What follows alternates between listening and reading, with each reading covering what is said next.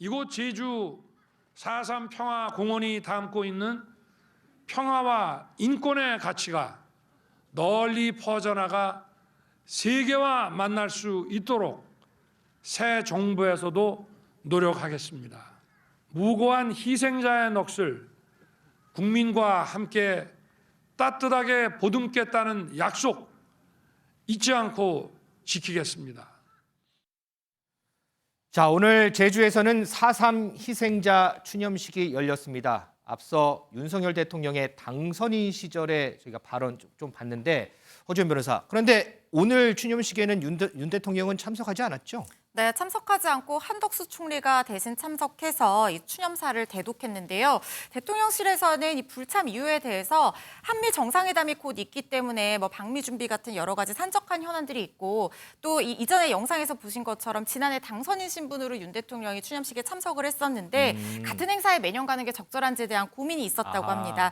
사실 저때 참석한 것이 보수정당 출신의 대통령 또는 당선자로는 처음으로 저렇게 4.3 추념식에 참석을 해서 상당히 반향이 그렇죠. 일었었던 적이 있었거든요. 그런데 올해는 총리가 가는 게 적절하다라고 판단을 했다고 하고요. 총리가 추념사에서 낸 메시지는 결국 윤 정부의 메시지다라고 입장을 밝혔습니다. 그런데 김준일 에디터, 국민의힘에서도 지도부에서 일부만 또 갔더라고요. 그러니까 김기현 대표나 주호영 원내대표는 안 가고 이제 몇몇 최고위원들이 이제 갔습니다. 그래서 저는 좀 굉장히 아쉬워요, 사실은. 이게 별거 특별히 하지 않아도 특별히 이제 점수를 딸 수 있는 그런 거거든요. 그러니까 제주도민들은 두 집 건너서 두 집에 한 집은 이 제주 4.3과 관련해서 희생자가 있어요. 그 정도로 이게 광범위한 거고 이거에 대해서 우리가 챙겨주지 않는다. 그리고 또 이제 태영호 국민의힘 최고위원이나 이런 분들이 이제 북한이 지시했다, 개입설까지 얘기를 하는 이런 상황에서 굉장히 소외감을 느낄 수밖에 없거든요. 근데 윤석열 대통령 사실은 작년에 갔으면은 올해 안 갈 수도 있다고 보는데 이런 맥락들을 보니까 이게 이제 보수층만 신경 쓰는 거 아니냐, 앞에 그것까지 이어져가지고 조금 연결이 되는군요. 그러니까 이런 것들이 좀 굉장히 아쉬운데, 그러니까 좀 뭐라고 해야 되나, 정치인 지도자는 특히 쓴소리, 싫은 소리도 들을 줄 알아야 됩니다. 사실 여기에 오늘 이준석 대표도 오고 이재명 대표도 오고 문재인 대통령도 오지만 늦게 온다고 하잖아요. 사실 이런 데서 윤석열 대통령이 가가지고 만나고 악수도 하고 그러면은 굉장히 포용력 있는 정치인으로 보일 텐데, 최소한 김기현 대표라도 가서 했으면은 훨씬 더 국민의힘한테 도움이 됐을 텐데 굉장히 좀 아쉽습니다, 개인적으로. 그래서 그럴까요, 민 기자? 민주당에서는 엄청나게 비판의 목소리를 내놓더라고요. 맞습니다. 민주당 대통령이 야구장에 갈 시간은 있고 4.3 추념식에 올 시간은 없냐 이렇게 비판하고 나섰습니다. 이 제주 4.3을 대하는 윤석열 정권의 민낯이 드러났다 지적하면서 총선을 목전에 둔 내년에는 얼굴을 비출 것 이렇게 꼬집었습니다. 오늘 제주를 직접 찾은 이재명 대표도 4.3의 완전한 해결이라는 대통령의 약속은 부도가 났다라고 정면 비판에 나섰습니다. 자, 이종구 시장님, 대통령 일정이 워낙 빡빡하다 보니까 일부 기념식이나 추념식 이런 데 이제 국무총리가 대신 참석해서 대독하고 이런 경우는 좀 빈번하잖아요. 네. 그럼에도 불구하고 오늘 4.3 추념식에 윤석열 대통령의 불참, 그리고 김기현 대표의 불참, 여기에 조금 전에 들었던 민주당의 비판, 여기에 대해 논평을 좀 들어볼까요? 일단 비판의 수위가 어디까지냐라는 건 좀 말씀을 드리고 싶어요. 이게 완전히 정말 약속을 어겼다라고까지 할 수 있느냐, 총리가 대독한 걸 갖고 그건 이 정책이라든지 또 4.3 정신을 어떻게 이어갈 거냐에 대한 예산 문제라든지 이런 것들은 정부가 갖고 있거든요. 그러면 그 약속을 어겼다 안 어겼다는 예산이라든지 실제로 정부가 집행하는 과정 속에서 드러나야 된다고 생각을 해요. 총리 대독 하나만 갖고 이야기할 수 없는 게, 노무현 대통령이나 문재인 대통령이 그렇다면 4.3 추념식 때 매년 갔느냐? 그렇진 않았거든요. 노무현 대통령도 한 번 갔고 문재인 대통령도 5년 동안 3번 갔습니다. 물론 문재인 대통령은 이런 약속은 했죠. 내가 퇴임한 이후에도 찾아가겠다 해서 이번에 그 약속을 지키러 다시 제주도 찾아갔지만 그럼에도 불구하고 어쨌든 김준일 에디터 말씀처럼 저도 아쉽기는 해요. 그러니까 안 갔으니까 이건 약속을 안 지킨 거다라고 비판하는 건 너무 심하지만 그래도 지금 시국에서 찾아갔으면 더욱 좋았을 거다라는 정도의 아쉬움은 저는 남습니다. 아쉬움은 그래도 조금은 있다. 자, 민지숙 기자, 조금 전에 문재인 대통령도 제주도 찾는다고 얘기 나왔는데 민주당이 오늘 제주도에서 현장 최고위원회 열고 추념식 참석했잖아요. 그러면 민주당 지도부하고 문재인 전 대통령하고 조우할 가능성도 있는 거예요? 네, 마주치지 않을 것 같습니다. 아, 그래요? 네, 일단 일정 자체가 오전과 오후로 시간대가 차이가 있고 이재명 대표 측도 이재명 대표는 오전 행사 마친 뒤에 바로 올라올 것이기 때문에 문재인 전 대통령과 마주치진 않을 것 같다 이렇게 밝혔습니다. 잊혀진 사람으로 살겠다던 문 전 대통령의 이야기 영상으로 보고 오시죠.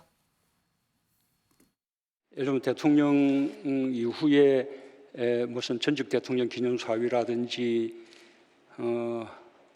무슨 현실 정치하고 계속 무슨 연관을 가진다든지 그런 걸 일치하고 싶지 않습니다.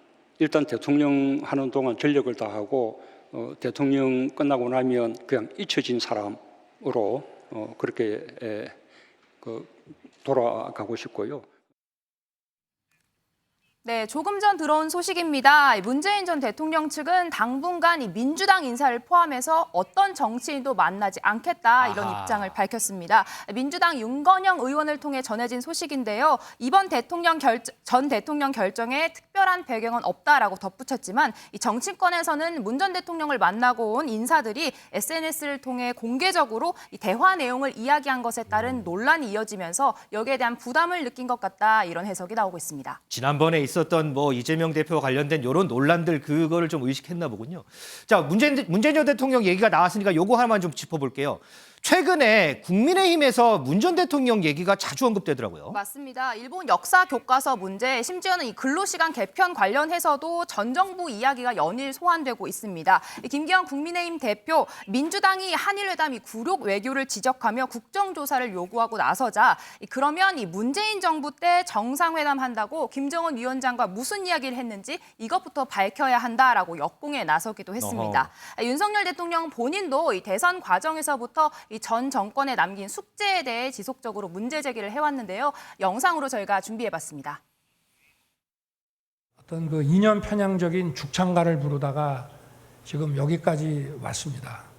그리고 이 정부가 지금 정권 말기에 이걸 어떻게든 또 수습을 해보려고 하는데 이제는 뭐 잘 되지 않는 것 같습니다. 도덕성 면에서도 전 정부에서 밀어붙인 인사들을 보면은 비교가 전 될 수 없다고 봅니다. 전 정부에 비교할 바는 아니라고 생각합니다. 이제 더 이상은 국제 상황에 대한 핑계나 또 전 정권에서 잘못한 것을 우리가 물려받았다는 핑계도 더 이상은 이제 국민에게 통하지 않는다고 생각합니다.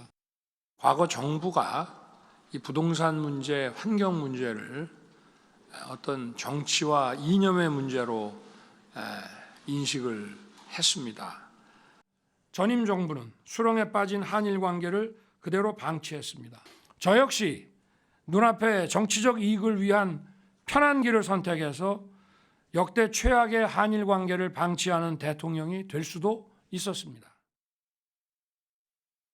과거에 있었던 대통령, 현재 대통령이 제주 4.3 추념식 참석을 보게 되면 노무현 전 대통령이 2006년에 한 번 참석을 했고 문재인 전 대통령이 한 3번 정도 참석을 한 적이 있습니다. 민주당이 한일 정상회담에 대한 국정조사를 끝내 우긴다면 문재인 정부가 했던 지금도 베일에 쌓여있는 김정은과의 남북 정상회담부터 국정조사를 해야 하지 않겠습니까? 것은 이걸 제가 알았다면 그냥 넘어가지 않았을 겁니다. 저도 대단히 안타깝게 생각합니다. 과거의 경우에도 문재인 정부에서도 안경환 경우 그 이후 사건이 있었을 경우 다 있었지만 본인이 얘기하지 않았으니까 확인할 수 없었다. 구조적 문제도 이런 입장을 여러 번 내지 않았습니까? 잘 아시다시피. 허지원 변호사, 우리 영상 봤는데 문재인 정부, 전 정부 얘기 엄청 많이 들었어요. 그러면 전 정부 인사들 혹시 여기에 대해서 언급 없어요?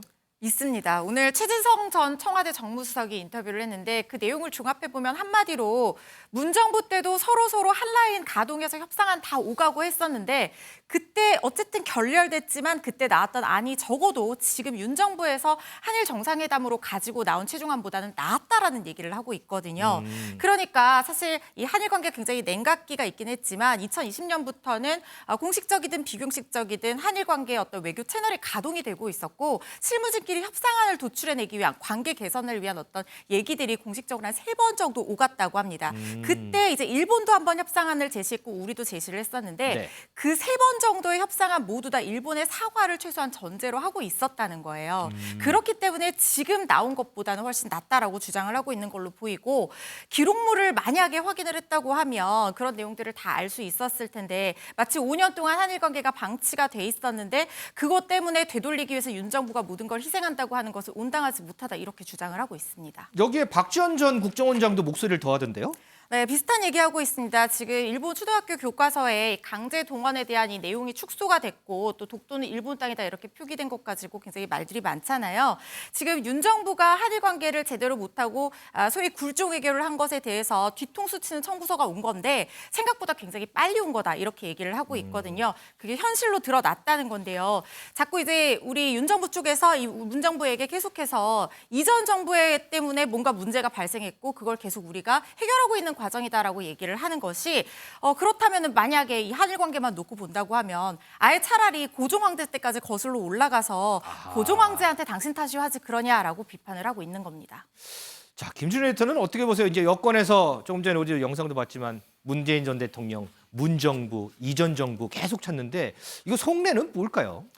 뭐 전 정권 심판론이거든요. 이게 일종의. 그러니까 정권 심판론에 맞서서 전 정권 심판론, 전 정권이 더 문제가 많았다라는 건데 이게 일반적으로 정치 고관여층한테는 잘 먹힙니다. 그러니까 보수를 지지하는 분들한테는 야, 그래 윤석열 정부가 못해도 그래도 문재인보다는 낫지 않아? 뭐 이런 심리를 자극할 수 있어서 지지층 결집을 하는 때는 도움이 되는데 중요한 거는 이제 아까 얘기는 아주 중도층이잖아요. 네. 중도층은 그냥 누가 더 싫은가를 가지고 판단을 해요. 그래서 더 싫은 쪽에 표를 안 주고 덜 싫은 쪽에 표를 주거든요. 그럼 지금 누가 더 싫은가를 이제 생각을 해보면은 지금 윤석열 정부의 실정이 제가 보기에는 굉장히 너무 크다. 그래서 이거를 전 정권의 문제로만 치환한다고 이게 그럼 회복이 될 것인가? 이제 그런 거에 그러니까 투 트랙으로 가야 돼. 만약에 정권, 그러니까 여당 입장에서는 전 정권 얘기도 하지만 사실은 훨씬 더 중요한 게 지금 현재 문제들, 뭐 독도, 뭐 한일 정상회담 이후에 파문도 있고 지금 경제 너무 안 좋잖아요. 이런 것들의 유능함을 보여줘야 되는 그런 상황인 것 같습니다. 우리 이정구 실장은 뭐 생각이 좀 다르실까요? 어떤가요? 사실 지금 그 보수층을 지지하는 분들은 트라우마 같은 게 있어요. 어떤 트라우마냐면 5년 전의 트라우마. 5년 전에 문재인 대통령의 정권이 출범했을 때 거의 한 2, 3년 동안 적폐청산이라는 이름으로 전 정권의 모든 것을 전부 다 부정했거든요. 그때 당시에 집권 2년 차인데 문재인 대통령이 직접 그러니까 여론이 이렇게 됐어요. 경제가 굉장히 안 좋다. 지금 이야기했던 부분들 일자리라든지 혹은 뭐 경제 성장이라든지 이런 부분들이 너무나 최악이다라는 어떤 비판이 나오자 문재인 대통령이 직접 나서서 이거는 모두 박근혜 대통령의 그 경제 실정 때문이다라고 이야기한 적이 있거든요. 그런데 그런 트라우마가 있더라도 지금의 어떤 정치인들이 보수 정치인들이 있더라도 그것을 답습해서는 안 되죠. 똑같이 전 정권에 그렇게 했기 때문에 우리도 다 적폐를 돌려서 그렇게 하면 우리도 5년 잘 버틸 수 있다. 이렇게 하면 그 다음에 5년 이후에는 정말 또 심판을 받을 겁니다. 문재인 정부가 심판을 받았듯이. 그렇기 때문에 저는 분명히 이 사안을 좀 별개의 문제라고 봐야 돼요. 진짜 전 정부에서 지금 시스템이 잘못된 거라면 시스템이 잘못된 거기 때문에 이렇게 개혁하겠다라고 국민들을 설득해야 되고 그 무엇인가를 해야만 하는 것이 이제 문제이지 그것을 잘못됐다라고만 이야기해서 그친다면 그건 결코 바람직한 어떤 정부의 운영 태도가 아니라고 생각을 합니다. 자, 얘기를 종합해 보면 지금 여기서 머물 게 아니고 앞으로 조금 나아갔으면 좋겠다 이런 바람도 좀 들어있는 것 같습니다.